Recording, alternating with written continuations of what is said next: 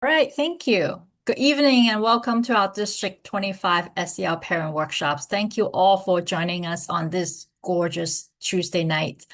My name is Wing Yi Chung and I'm the District Social Worker. We are part of the Student Service team. We support our students and schools around social emotional learning, mental health, and overall wellness across the district. Tonight, we also have our Superintendent, Dr. Michael D'Antona, joining us tonight. Thank you for being here. Would you like to say a few words?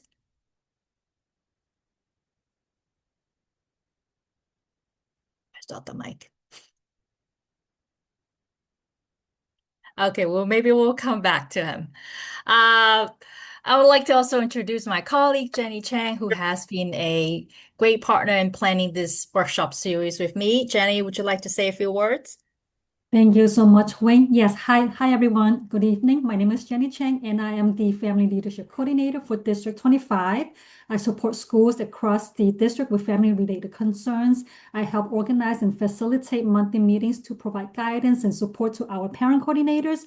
And I also work closely with all PAPTA and Title I parent leaders to ensure compliance and support them when needed. Thank you. Thank you, And Wayne. I think Dr. Mike was ready to say Yeah, something. Hello, Dr. Mike. I thought I unmuted myself, so apologies. Good evening, everyone. Thank you so much for joining us tonight, and thank you to Wing for organizing this with our partners at Marble Health. Thank you so much, Abby and Catherine, for being here and supporting our district. And tonight you're going to be talking about communication, and we know how important that is just in our everyday lives, whether it's at work or with our parents, ourselves, or with our children. And tonight you're going to have an opportunity to learn some really important strategies and skills to help us at home with our family. So thank you guys so much for being here. And I'm hoping you guys are able to take some of these strategies back into your homes to support you in this way. So thanks so much. And I'm going to be listening in throughout the session. Great. Thank you so much. I also want to introduce a little bit of the background about this workshop series. This session is really part of our response to the parent feedback survey we received back in October. We have many families actually share that they were interested in learning more about parenting and social emotional learning topics. So we then sent out a follow-up survey to better understand which specific topics were most meaningful to you. And based on those feedback, we reach out to our community partners to bring these workshops to our families. So your input really matters to us and it helps us better understand and respond to the needs of the parents and caregivers across the district. Tonight topics focuses on family connections and communications. I think it's a great opportunity for us to pause and reflect on how everyday interactions at home can really strengthen connections and support our children's emotional well-being. With that, I'm really pleased to introduce our presenter for this evening. We have Catherine and Abby from Marble Health. You will have an opportunity to hear from Catherine later on about services that Marble Health can offer. And I'm going to turn it over to Abby, who is one of the mental health clinicians for Marble Health, to begin the sessions. All right. Thank you, everybody. It's nice to be here with all of you tonight. My name is Abby Fink. I'm a licensed clinical social worker in New York. Um, I do a variety of different things for Marble, including offering these workshops to both students and parents. So we've done a few of these now. So it's very exciting to get to know different schools and get to hop around and do different topics that are relevant to what teachers, parents, and everyone who works at schools would like to see their kids understand more. And really, tonight is about how we can learn how to build stronger connections with kids by learning how to, well, regulate ourselves first and foremost and try to meet them where they're at. So we're going to go through just some general information about communication, and then we'll get through some tangible skills that you can hopefully all take away. And my hope is that we'll also have some time at the end for Q&A. I'm going to start sharing my screen now so you all can follow along with my presentation. Just give me one moment here to share.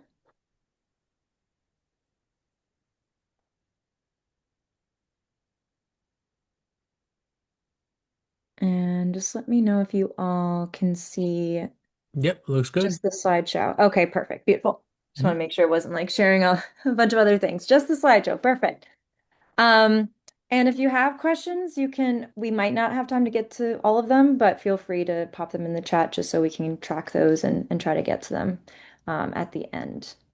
All right, so today's presentation is called, as you can see, Thriving Together, Improving Family Connection, or sorry, Improving Family Communication, Building Stronger Family Connections.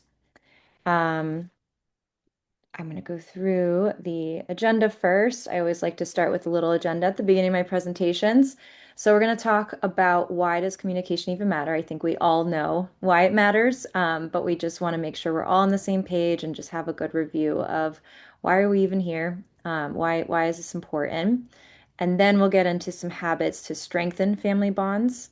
But these are also things you can use with your peers, with your friends, with your coworkers, other family members, and other friends, anyone in your life essentially that you communicate with on a regular basis that you would like to connect better with.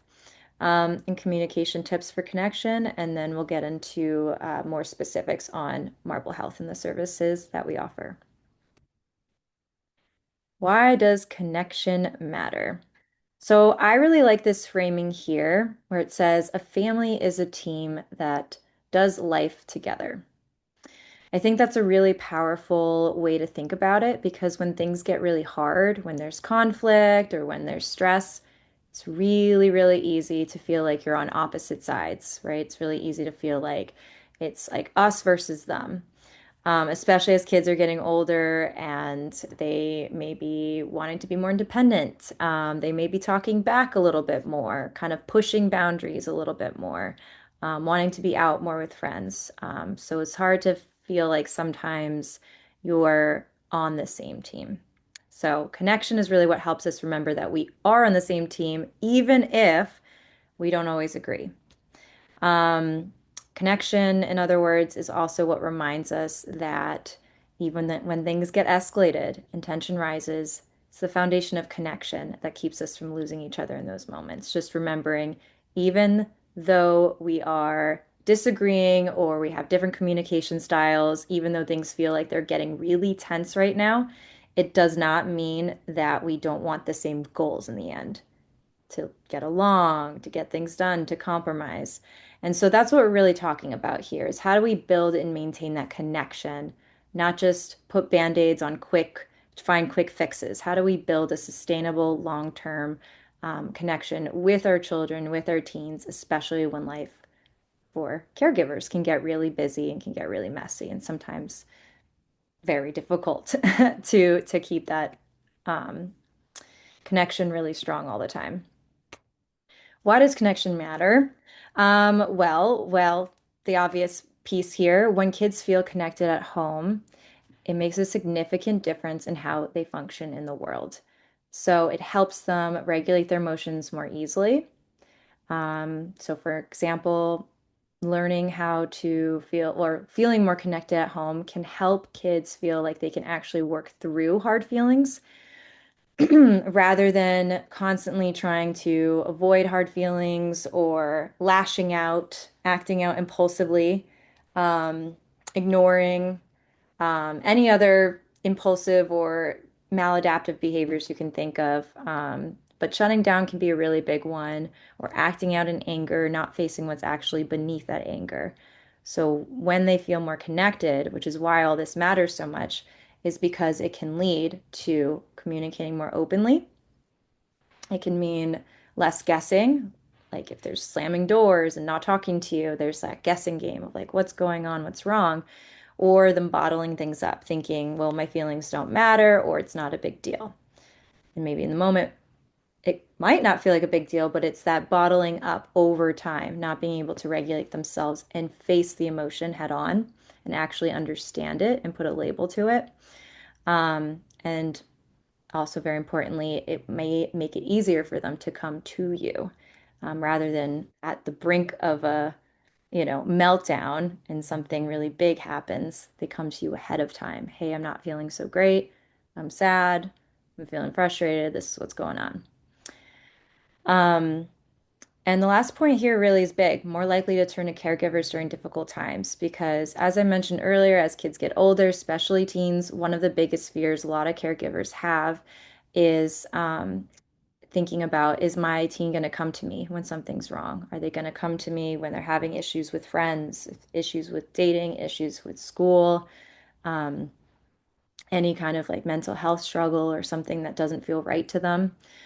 So even though it's hard to, or it's impossible to say the home will be 100% peaceful all the time, the hope is that ultimately you can build a home based on trust and openness and curiosity rather than defensiveness. And that really is what's going to have more of a lasting impact. All right. And now that we talked about why connection matters, why communication matters, we're going to get into a few more tangible skills that hopefully you all can take home with you today. So habits to strengthen family bonds is the first section here. So we got a cute little piggy bank here. So this is a nice little visual I like to use to emulate the idea of adding to an emotional piggy bank. So or emotional bank account.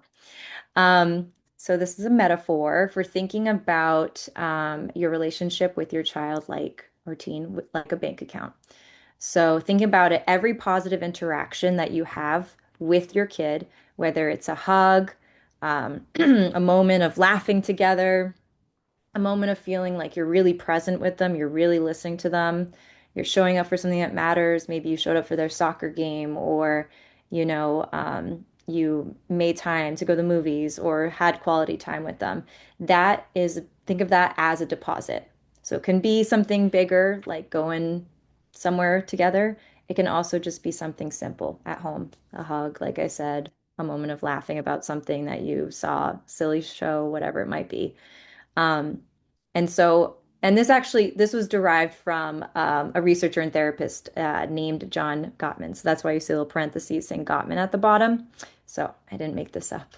But he came up with the idea of the emotional bank account to help, again, represent what it can mean to deposit good experiences to build your threshold to handle the more difficult experiences in a more effective way.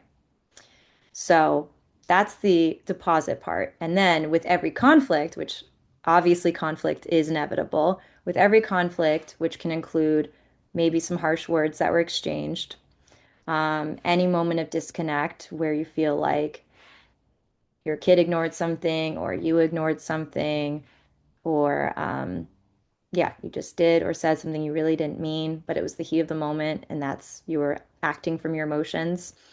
That's a withdrawal. So thinking about an account, like you're taking some money out, right? Taking that out. The goal here is to never is isn't to never have withdrawals because we're going to always have conflict, like I said. That's just life, conflict happens. But the hope here is thinking about it as a way to create the account so it's full enough. So when those hard moments come, there's still plenty in the account. So when you're taking those withdrawals, hopefully there's so much deposited already from the positive interactions that the relationship can handle it, that you will be okay. And that it's not just withdraw, withdraw, withdraw, withdraw. And so that's what we're going to really talk about tonight is how do we keep making those deposits and what does that actually look like on a day-to-day basis? Because even something very small, very subtle, which we'll get into some examples, does make a big difference. So that's what I like to think of it like accumulating over time. Okay. And the next slide, this is just some examples for that cute little piggy bank of emotions. So some deposits, like I said, can be kind words, praise, basic encouragement. Anytime where you notice, like, I notice how hard you worked on that, which again is really hard to always think of saying it out loud, 'cause sometimes we can notice when people are doing positive things in our head. But it's that intention of calling it out as you're noticing it, especially for a kid or a teen who may have some low self-confidence and maybe really down on themselves, a lot of pressure. It could even be, I noticed that you studied and, it paid off, right? Um, or I noticed that you just picked up your dishes without me asking, right? It's those moments of um, letting your kid know that they're being seen. and that you're being really present with them, putting the phone down, actually being there, maintaining eye contact. Um, and then the withdrawal side, like I said, can be all kinds of conflict, criticism, that can take a real toll, especially if it's frequent and harsh criticism. Of course, lack of quality time. So we always have to think about it doesn't have to be some grand gesture where you go out for a long time. It certainly can be too, but think of that quality time as being something that can be simple at home too, or walking to the store together, or doing something you're already doing, but cooking, cleaning, whatever it might be. Well, maybe not, they might, unless they like cleaning. But just think about those things that can feel simple, but you put away the screens, put away the phones, and try to join together without some big agenda. Um, so yeah, basically to sum that up, deposits don't have to be big, small, consistent. The key here is small, consistent moments of connection add up more than we think. That's some strategies just to think about like larger picture. And here are some tools for fostering a culture of appreciation and connection. And this is just kind of giving you a brief overview, so we'll get into each slide here. So the first one is catching them doing something right. So this is kind of earlier what I was saying with the deposits, noticing and naming the positive behaviors. Thank you for helping your sister. That was thoughtful. So the key here too is just not to always say like, "Oh, good job," like, keeping it vague. I mean, that's a nice thing to say to someone. But the same thing, whether you're when you get feedback at work with your supervisor, it's always more powerful and significant when you get like a specific feedback on a specific thing that you did. So you know what you actually did that made a positive impact. And that it's not just good job, but it feels more genuine. It's named, right? It's thoughtful. And that becomes part of how your kid sees themselves too. Over time, it will feel more genuine, more authentic, and hopefully will reinforce their behavior to continue. Um, Kids and teens, especially now with social media and just being on screens a lot, can feel very critical of themselves.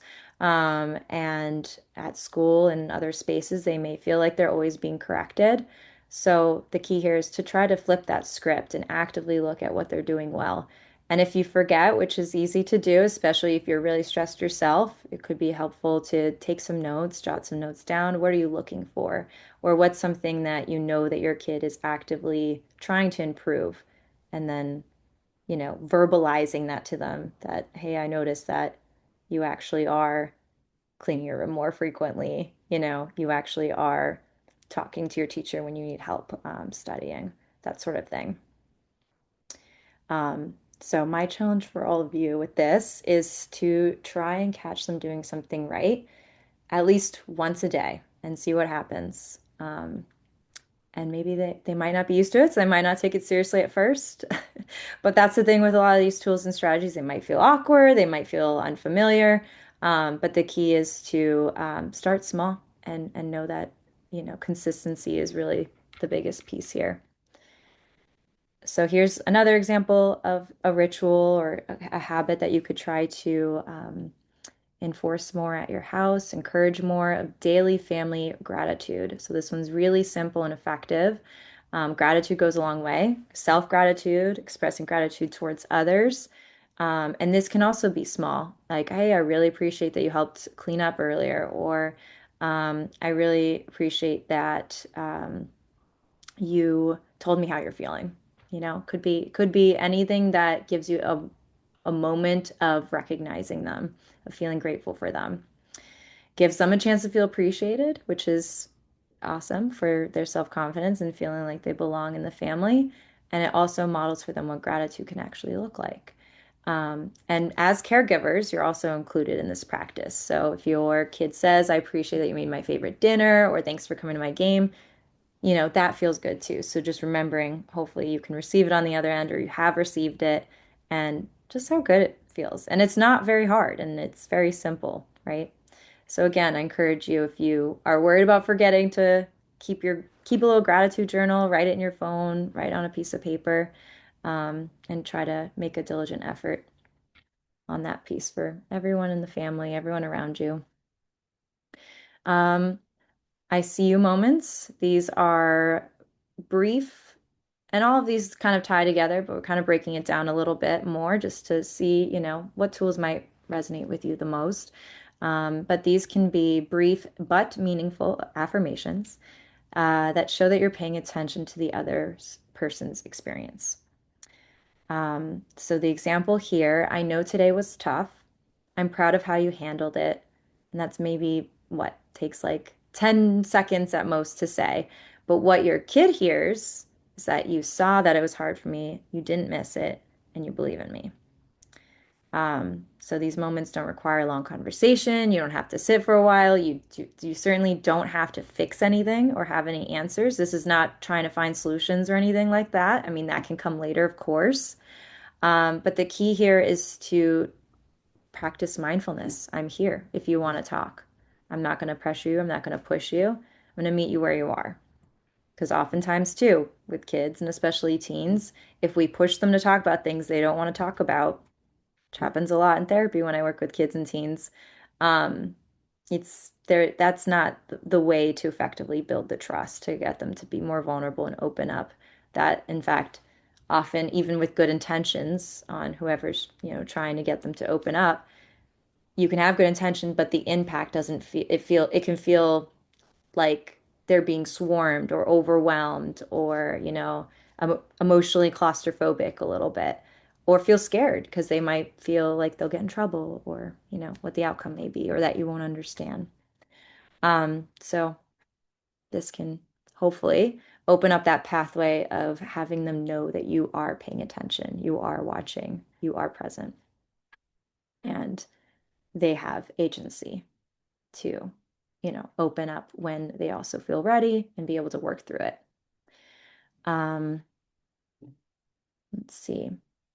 Meaningful check-ins, rosebud thorn, so conversations that go different, a deeper level. Rosebud thorn is something that I've used a lot with my um, groups, especially some groups that I used to run at Marble. We have groups at Marble as well, which we'll talk about. But this is a really great tool to use, especially for kids and teens who may have a hard time opening up right away. It gives like a more structure instead of saying, "How was your day?" Which also that question, of course, can come with really good intention, right? And you might be really interested in, you are really interested in knowing how their day is, but it's not very specific. And not many kids, that can be a big question. Not many kids know where to start with that. Um, so Rose essentially is naming something. What's just something positive that you've done, or so that's someone said to you, or that happened to you. Um, could be today. Oops, I went on mute for a second. Okay, now I'm back on. Was that an accident? Okay, I just want to make sure. Um, And sorry, where was it? Okay, Rose is something positive that's happened. Bud is something that you're looking forward to. So that can be really great, especially with the younger kiddos who, you know, are like, I'm going to my friend's house. And then that can open up conversation. Oh, who's your friend? What are you guys going to do? So it also can lead to a lot of follow-up questions and a lot more information. And then lastly, thorn, which is, what's something that ha is negative, something that hasn't gone so well, that maybe a kid said something that was kind of mean to you, or maybe I don't know, you dropped your lunch on the floor. It could be like, and anything that was kind of a bummer, a disappointment, and didn't make you feel so good. So that's also a great thing. It's a really great, I mean, might not work as well with the teens, the older teens, but it's certainly a really great tool to use. I use it a lot in group therapy with younger kids. And then that, like I said, kind of shifts away from the tell me about your day, which is, again, just very open, vague, and doesn't typically get that much response right away when you ask it. And also, when you share your own rosebud thorn too. that can also help kind of like, well, I'll tell you about my rosebud and thorn, and that can also help, especially for kids who may be quieter or hesitant to share.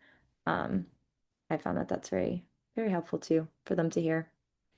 Now we're going to be getting into some strategies to increase effective connection with communication. So listening is a really big thing that I wanted to address tonight, because in my own therapy and in the years that I've been doing therapy and in my training, we talk a lot about like what's listening versus what's active listening. So I want to make a key point here that I keep saying the best of intentions because we really can be, but we can also be so busy, so stressed, have a lot on our minds that we may think we're listening. Um, but some things may get missed easily because we are distracted. So this PowerPoint is really about how to listen to understand versus listening to respond. So the power of pause and reflect, the power of asking for clarification. Um, Most of us, and including myself, I've done this a lot, is kind of rush to come up with the solution, rush to come up with some kind of thing to fix. Now, some things that you might be talking with your kids, teens, may need to get fixed, or you may need to brainstorm solutions. And also sometimes it's just they need to sit in frustration over I'm really stressed about, this class or this problem with my friend. And you may need to just help them sit in that emotion before rushing to fix. And like I said, some things can't get fixed. And so either way, we want to make space for the emotions, and not make it feel like it's constantly a rush, a thing we have to fix, fix, fix all the time. Um, because also, when we're thinking about how to fix someone's problem, we might be formulating in our heads what we want to say to fix their problem, which also makes us less present to what they're actually sharing. Um, so even if you're like, what kind of advice can I give them? How can I correct them? They can feel that, right? They can feel that you know, they're not being fully heard, if that makes sense. So there are some strategies, pause and reflect. Sometimes I've um, told people the example of like imagining there's like a stop sign in your head, or like I use metaphors a lot too with therapy. Putting the brakes in your car, so to speak, especially if you know it's going to be like a vulnerable conversation, or, you may get triggered, or you may, get riled up yourself and get a little emotional. That's important to know about yourself. And it's important to know, okay, I've learned this. In order to effectively, actively listen, it is important for me to pause. I don't have to respond right away. I don't have to solve this right away. Um, it also gives you opportunity to reflect back to the other person instead of trying to give a direct advice or solution. Instead of a, well, you should have. It's a really key tool to just mirror back what they said so they feel heard. Paraphrase it. So, what I'm hearing you say is that you're really frustrated at your friend for not texting you back, rather than like, why did they did it? Well, you did, like jumping into your own assumptions. What I'm hearing you say is that this is what you're feeling because of what's happening here. Um, and we aren't able to, there is an activity on this slide too, but we're not going to do that because we're in a big Zoom setting. But it's good activity to try tonight is try to listen to what someone in your household, whether it's your kid, teen, or someone else, just practicing pausing and reflecting, listening to what they're saying, and see how that feels. And think about how people hear you too, and try to keep noticing the difference between listening to give solutions versus listening to just be present with the person and what they're sharing.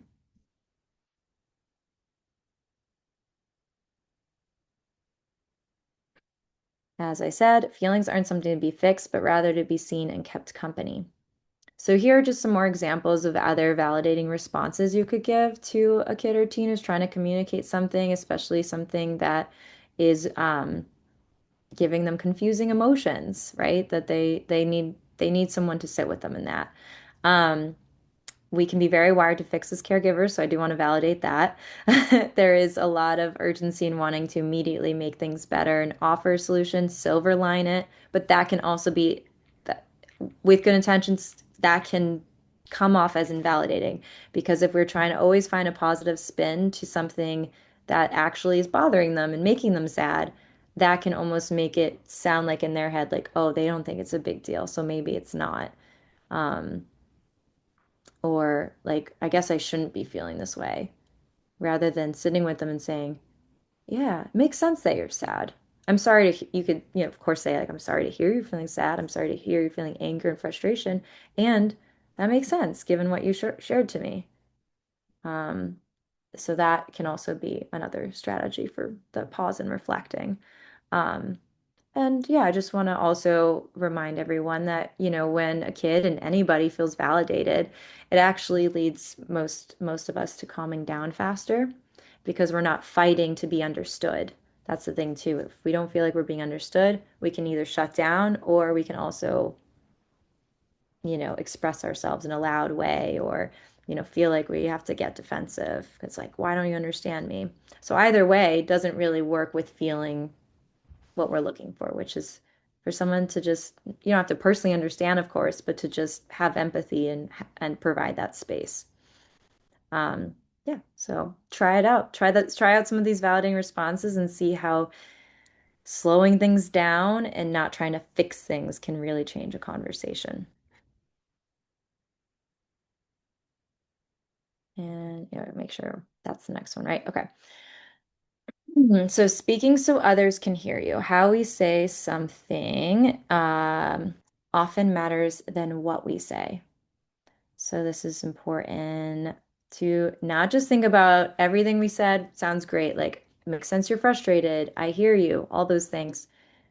And this is more about if you have a angry tone or you're talking really loud or you're talking really slow and low and they can't hear you, then that doesn't really communicate like the whole picture of like I'm sitting here with you and I am curious and I really want to understand better. So think about, and this is like a cultural thing too, of course. So depending on the culture, depending on the language you're speaking, think about what is a tone of voice, a volume, and a body language that represents a feeling of curiosity and empathy and compassion. Um, so another exercise we're not going to try here, but you can think in your head right now, what would it sound like to say, I need help with dinner in different tones? So you can take a second here and think to yourself, what does it sound like to someone if I'm saying it in a sarcastic tone? What does it sound like in a kind tone? What does it sound like in a frustrated tone? And what does it sound like in a playful tone? So we want to be mindful of that too. Because I've heard people say, well, I said I understood, or I said, yes, maybe the words were okay, but how did you present the words? How did you carry yourself? Did that come off as disingenuine, right? Not mindful. Kids are very, very attuned to tone, sometimes more than we realize. So we want to think about our body language. Are we facing them? Are we facing away? And hopefully it models to them too, so that they can practice this with other people, with their peers, with their friends, when they're trying to help them and be present with them. So speaking so others can hear you. All right, how to ask for something. This comes up a lot with conflict with parents and their kids and teens, especially when, well, an example I think of is like when a kid starts to become more independent, they may start asking for a later curfew, for example, or they may start, asking for different kind of like dynamics in the household that make them feel like they're growing up and they're becoming more independent. And so, how can they ask that to you? And vice versa. You're going to need, you always need to ask, make requests of your children as well. So back and forth, either party is making a request. And this is a really good tool to try to do it in a very clear, respectful way. So Dear Man is an acronym that this skill is from DBT, which is dialectical behavioral therapy. Lots of skills there. And this is one of many interpersonal effectiveness skills from that modality. But we're not going to talk about DBT right now. We're just talking about this one particular skill that I know comes up a lot when people are feeling like they're not being heard. So a lot of times emotions do get in the way of our tone and do get in the way of the way we perceive situations, perceive ourselves. So by describing the situation, so D is for describe, we are trying our best to not use loaded language. We're trying our best to be factual. Like, here's the situation. Can we agree that this is the situation, right? That you want a later curfew. We agree on whatever the situation. Then comes expressing your feelings. So your feelings are still important. We just want to make sure that they don't, you know, overload so that nobody is getting their voices heard. I feel using I statements. I feel XYZ. I feel nervous. I feel anxious. I feel frustrated. I feel whatever that feeling may be about it. Assert and name what you're looking for. So we're only talking about one thing at a time, right? We don't want to try to have a loaded conversation about 1,000 things at once. What is the thing that you're looking for from this person? Reinforce.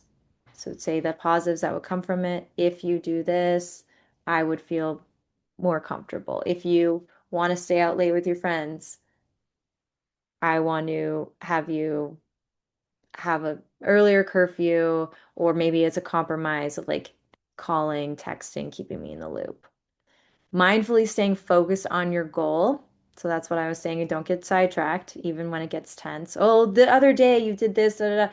That can come up, right? We easily can come up with like other stories and other recent events that maybe we didn't fully process or talk about yet. But try your best. That's not very effective. Try your best to be mindful with just the one presenting issue. Doesn't mean that doesn't matter, the other thing, but it's going to be harder for anyone to hear you if you talk about multiple things at the same time.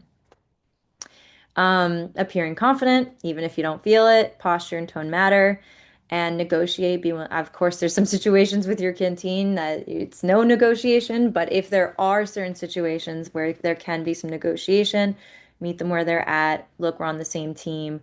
We want to get along. Like, what is it that we really want to get out of this interaction? And yeah, maybe try practicing it on a smaller, less uh, emotional situation just to kind of get a good grasp of how the skill works. And yeah, practice with someone. You could say, I want to practice Dear Man with someone. And it could, again, be someone who's not your kid and teen. So then when you do practice with them, you'll have some more familiarity with this skill here. So, what about conflict? We're going to go through some de-escalation. I'm going to go a little quicker on this, just so we can have some time at the end. De-escalation tools for heated moments. So again, I'll go through each one. These are a little bit, these won't take that long. These are a little bit more direct. So this is when, yes, so this is when conflict has already happened. So we already had a fight. We had a verbal, we yelled it back and forth, said things we didn't mean, whatever it may be. This is how we try to regulate both ourselves and how we try to model to our kid and teen how to regulate. So that we're not going to say we're never going to have conflict again, but so conflict can feel more manageable and effective in terms of like how to avoid it or make it less severe than it has been. So this is a really simple but powerful technique using a pause word or a signal. So this is a pre-agreed phrase like pause or a hand signal that means let's reset. So this is not something, none of these are really things that you come up with on the spot when you're already in a very emotional headspace. This is something that you and your family would ideally come up with together when you're all in a calmer state of mind. and just frame it like, hey, I know sometimes we can all get really frustrated. Sometimes people say things they don't mean or yell or, we behave in ways we feel bad about after. We can't completely avoid that, but one way we can try to, um, let's see, one way we can try to like avoid the escalation of it, right? Get ahead of it is to pause. And what's a pause word or signal? It could literally be like a little hand. I need to reset. Like I'm not done talking about it forever, but I think I'm done talking. It's not, no one's winning here. There's no competition. I just need a breather so we can actually hear each other. I just need to take a reset. Um, so yeah, could be something silly, unique to your family. So you can get creative with that one. Why is it helpful? Because it takes the heat out of the moment. Nobody has to sit in that shame or guilt that we often can feel after we have a conflict with someone. And again, it shows to your kids that like you also have to regulate yourself too before you can have a calm, more, less escalated conversation, I'll say. Yeah. So think about what that could be when things are more calm. Then what do we do after the pause word or the little hand gesture? That's when we take the cool off period. So, this is an example here. Let's take 20 minutes and come back to this when we're calmer. Let's talk about this after dinner. Let's sleep on it. Especially if it's not like a highly like urgent crisis or anything. Like sometimes our emotions tell us something's like a high urgent crisis when it's not always the case. So it's really important to think about what's the difference between a crisis that needs to be addressed right now, or I'm just really feeling frustrated, so my emotions are telling me it's a crisis, when really sleeping on it and taking some space from each other is probably actually the best thing. Because think about it, then you wake up the next morning, or you have the conversations a couple of hours later. And think about in your lives too, when you might have done this with other people in your life. How does that conversation go? Versus just like doing it right away and going with what your emotions say. So it's not avoidance, right? Sometimes people think it could be avoidance. It's a strategy for trying your best to have a productive conversation. So that's why it's different than stonewalling or shutting down, because you're still coming back. So it's not complete avoidance. You're saying we're gonna come back to this. Like it is important. So it's not like a forever cool off period where you never talk about it ever again. So that's the key point here that I want to distinguish. So models that you can step away and you can come back. And that's one of the most powerful lessons you can teach them. Here are a couple other things you can do. You can take this, you can do this whenever, but you can definitely do it during your cool off period. Resetting your nervous system. Taking some slow, deep breaths, splashing cold water on your face, movement, going up and down the stairs if there's stairs in your house, going outside, going around the block, stretching. So these are tips for everybody, right? Um, and sometimes even doing them alongside your kid could be fun. Like let's just like stretch together or like take a cool off walk. We don't have to talk, but we're just gonna move together. Do some jumping jacks, right? When we're stressed, our body is like primed for action. And so this is a way to kind of discharge that energy so it doesn't stay stuck and feel as immediate. This is a grounding technique, so this is another effective reset tool. Great for everybody as well. You can count 5 things you can see, hear, or feel. And the reason that this tip is helpful is because it pulls your attention out of the spiral in your head. So when we feel really anxious, oftentimes, or, you know, emotionally escalated, think about how fast your thoughts might be going. You might be replaying certain things someone did or something someone said over and over and over and over again. So this technique is one of many that can help bring you back into your body and bring you back into the present moment. It's because then you're thinking about what is the feeling of my feet on the floor, right? I can hear the fan. I can see the tree outside the window. So that doesn't mean that you're still not thinking about the thing that's stressing you out by any means, But the idea is that it's lowering the arousal rate of what that emotion is making you feel in your body and in your mind. So it's something concrete, works really well with kids because can do really well with structure and something concrete to do. So instead of go calm down, which doesn't really ever work for anybody, it just means that I see that you're having a big reaction. Let's do our 5 things together. Tangible, quick, and it works really well. And also, like with all of these, especially this one, it is easier to teach kids and teens these techniques when they're not in that highly aroused state because they might not take it as seriously or see the benefit of it if they don't practice in a calming situation as well. And yep, and then this is just a summary of the de-escalation tools for heated moments. So creating a family de-escalation plan for your family. Take what you want, leave what you need to leave, because not all of this is going to apply to everybody, obviously. Conflict happens. I've said that many times in the presentation. It's inevitable. And then I want to emphasize it's what we do after the conflict that really matters. Because a perfect 100% being on the same page with everybody, whether it's your kids, your partner, your friends, is really not very likely, right? There's going to be something you disagree on. So repair, and especially showing and modeling to your kids how to make repair, shows that the goal is not to just have conflict-free household. The goal is to really show what you do after it shapes the relationship. I shouldn't have raised my voice. I'm sorry, right? You're teaching them that mistakes can be mended. Nothing needs to be catastrophic. That can help build security and also owning taking ownership over your own actions and behaviors. Like, I'm sorry I did that. I know that that impacted you. It's a sign of not being weak.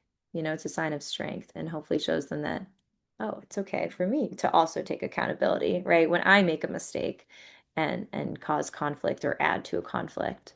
So hopefully modeling repair leads to breaking that cycle and showing them what accountability looks like, which is hard for a lot of people. It can be really hard, right? To own your behaviors and the things that you do. Let's see where we are. And this is how to repair. So summary, self-regulate, take responsibility without letting shame take over. I didn't like how I handled that. Doesn't mean you're a bad parent. Doesn't mean you're a bad person, right? We all have our days.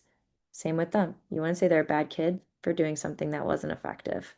Validating, offering reconnection, and correction after connection, and waiting it out. And I just have this one last quick slide, and then we'll get into marble. So these are just a few warning signs that it might be a good time to get more support with your kids and teens. So we always put this slide at the end of all our workshops just to make sure that before we talk about marble and what we offer in terms of services, that you know when your kid might need additional support with their mental health. So this is only a small list of many signs that they may need some additional support. Long-lasting changes in mood, less interested in activities, especially that they used to enjoy as they get older. Some of that's normal to be expected, but you know your kid really well, right? So you will, if it's like long-term sustainable and you're just seeing like a pattern of this downfall of interest and no interest in anything new, then that's really key and important to look at. And of course, any changes in sleep and eating habits, because all of that ties in the body and mind connection, all of that ties into any of their emotional well-being. Yeah. And then that's it for me. And then I'm going to pass it over to Catherine. Abby, I think we have a couple questions in the chat. I don't know if you want to try to answer a couple of them now, or you want to wait until after Catherine finished. Yeah, maybe we'll do Catherine, so because I don't know if they'll be answered maybe by the next few slides. So, Okay, and then we can go to those. sure. Catherine, you want me Yeah, to pull up your other slides or? I'm I can pull them up to make things easier. Okay. And I'll just quickly share a little bit more Marble. And so I think Wi-Fi might be a little spotty, so let me know if there's any Oh yeah, issues. you are glitching a tiny bit there. Uh-oh, okay. Hopefully I'm back here. Are you able to Yeah, see I my can see your screen. screen? Yes. Amazing. So amazing. So I'm just going to share a little bit more on Marble, like Abby shared. Your student may be in need of some extra support, and we're here to make it easy to get your student a quality support system. And so just to share a little bit about I think we what are we having a offer. hard time hearing. We do one-on-one individual therapy. That's family therapy as well. Oh, let's see. Are you able to hear me now? Yes. A little Yeah, better. maybe Catherine, maybe turn off your video Okay, I will do that. to save some bandwidth, and then we'll see if your audio can stay together. Of course. Okay. You stop sharing though. I need you to share. So turn Okay. off. I just wanted you to turn off your camera. Amazing. Yeah. Okay. Here we go. Let me know if that works. All Okay, go right. Are ahead. you able to hear me? Amazing. Okay, so I just want to share a little bit more on our support, one-on-one student therapy, group therapy as well. We have family therapy if that's of interest, if you feel like the family could benefit from working together in a session with a provider. And then finally, medication management. If a student needs to meet with a nurse practitioner, psychiatric to get a prescription, a diagnosis, we can support on that. We also have free parent workshops. So if you are interested in having and joining our weekly hour sessions, you can log on to our website and I'll send that link as well. Next, just want to share, we're very convenient and fast. We have no wait list. So the moment that, you refer your student into care, we match them with a clinician. We accept, most major commercial insurances along with Medicaid. If you have Medicaid, care is completely covered, $0 copay. Commercial insurances are a low copay as well. And it's very convenient. We want to meet your students at a time that works for them, whether that's after school, on the weekends, during the school day, if it does make sense as well. And we really collaborate, keep you in the loop. We keep your school in the loop, if that makes sense. And we really keep you updated with that student's care journey. We take quality of care really seriously. We want to make sure your students are getting matched with a provider that is really going to fit their needs. So, with this, all of our clinicians are experienced with adolescent mental health. We offer over 16 different languages if your student would prefer doing their support in a different language. And we really personally match them based on their needs, based on their struggles to a provider that's really fit to address that and offer that extra support. And then finally, I just want to put up a few QR codes in case it's helpful for any of you. One, if you would want to, connect with me to learn a little bit more on Marble and our therapy, feel free to bring out your phone's camera. You can scan that and it'll bring you to a link to book time with me so we can talk a little bit more, want to answer all your questions. And then if you want to refer a student into support today, you can scan that QR code and you can fill out the form and they'll send you a text message and we'll get your student enrolled in support. If there's any questions, feel free to put them in the chat about Marble, but feel free to book time with me to learn more or, scan that QR code to get matched with a provider. Thank you so much, and it's great to be here and connect with all of you.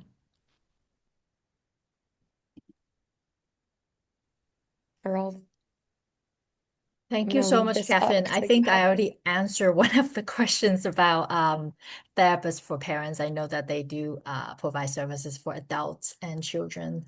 But thank you so much. I think there was a couple questions earlier regarding communications We have one of the parent who asked, what do you do when you have a child that refuses to talk? They act out and do things to get themselves in trouble, but refuse to open up. Wonder if Abby have any advice or insights into this. Yeah. Well, first I was thinking I was first thinking family therapy. But of course the family would have to all be wanting to engage in that. Because that's something too that we have is like, oh yeah, I want to do family therapy so we can have like a neutral person who's not in the family, who's a mental health professional to like sit with all of us. And that sounds really ideal. But I know that it's not always the case, or it takes a little bit more challenging to get everyone on board with that. But that is certainly always an option, one option. But also in the meantime, I would check with teachers, check with other folks in the kid's life to see if is it just like a environmental, like situational thing of being at home, or are they shutting down more at school as well? Because that's something that I always check in with caregivers about. Is it multiple settings where you're seeing these behaviors of refusing to talk and shutting down? Because that can give you more information around the patterns and triggers that lead them to not wanting to, be open or communicate in any other way. So I would look into that, see if there's more patterns, particular triggers, and getting themselves in trouble. A lot of times kids do that as a means to get attention. So I would try, I'm thinking back on my side of like trying to note the positive things that they're doing well, and try your best to give them as much attention you can to the things, even if they feel small, that they're doing well. Um, it's not because it's not always, but oftentimes it is a way to get attention, even if it's not the best kind, the most effective kind of attention. But acting out certainly can be a part of that, like not getting any attention in other ways and refusing to open up. So those are a few things, a few thoughts I had at the top of my head. Thank you. I think we have another questions about what do you do when you ask your child a teen to clean up or to do other house chores and they refuse. Yeah, that's a hard one. Um, I again would look for patterns. Are they refusing to do other things? Are they refusing to do what they need to do in other settings? Or is it like a means of not feeling like motivated? Like do they see the praise? Do they see like the potential positive outcome of being able to do the chores and all of that? So I would try to sit and listen and be like, I notice that you're having a hard time with this, and I'm more curious about it and what it means. Is it just so you can see, is it a means of defiance and resistance, or is it because they just genuinely don't want to, or they don't see the benefit in it? So those would be some follow-up questions that I would want to know more about before proceeding and not getting like, well, getting mad. Like you keep not doing it. Like let's try to understand like what's underneath the behavior. Or I guess the lack of behavior in this case. This is when that DMN skills comes into play, right? Try that out with that Yeah. and see if there's a pattern with other behavior as well. Yeah. Great. We are coming to 7 o'clock. I don't know if there's any other last minute questions, but thank you so much, Abby. This has been so helpful for our families. And I think when you're mentioning about communications and connections, I just want to bring it back to like some things that we are doing in school this year is really try to focus on having a lot of our classroom to really practice connection before content, which is a way to kind of build small moments before lessons begin to kind of build connections, like little things that we can ask our kids, how is their day? Your check-in with like what's thumbs up and thumbs down. It's really been something that our classroom has been doing, and that's something that we try to promote connections and building relationship with students. So just wanted to bring that up, that there is a parallel of what we are trying to do in our classroom and schools at first, and also what we are trying to encourage our parents to try to do at home as well. So thank you so much for being here. Just a little plug for our next session. Thank you, Louis. Our next session is actually going I'm to be professional. Very Yes, professional. promoting positive behavior at home. So this is kind of like a build on the foundation of communication and connection, right? We have to have a trusting relationship with our kids in order to then maybe promoting some positive behavior at home. So that session's coming up in March 25th, again, 6 to 7 o'clock, and that is going to be facilitated by Child Mind Institute. Again, go to our District 25 website, sign up under the event page, and we hope to see everyone there. Thank you so much, everyone. Have a great evening. Enjoy the 70-degree weather. It's still light outside. Thank you so much. Barely. Thank you, Bye, everyone. everyone. Thank you. Thank you. Thank you, Gracias. Thank Abby. Thank you, you. Good night. Bye. introverts. Bye. Good night.